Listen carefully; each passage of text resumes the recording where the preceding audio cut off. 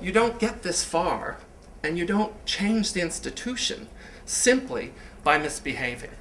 That in fact, one could study the 30 years of swag history as a social movement, right? And look at the many different things that went into organizing the people of swag, organizing the curriculum, organizing the students, and changing the curriculum. So that if we think for a second about interdisciplinarity, and I'll come back to this conference again in a second, interdisciplinarity, one of the wonderful recruiting techniques that swag has always used are these wonderful t-shirts. And the back of the interdisciplinarity one said, it's a discipline thing you wouldn't understand.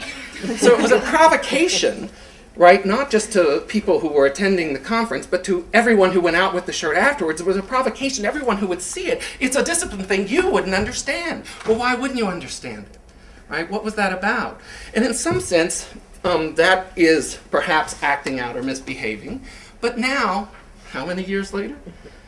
Interdisciplinarity, you can say these words in the government department meeting and people understand you, right? That wouldn't have happened before this, right? So there was a way in which what has been on the margin and what swag helped bring, in some sense, the power that swag held and holds for me, was to bring these things from the margin into the center.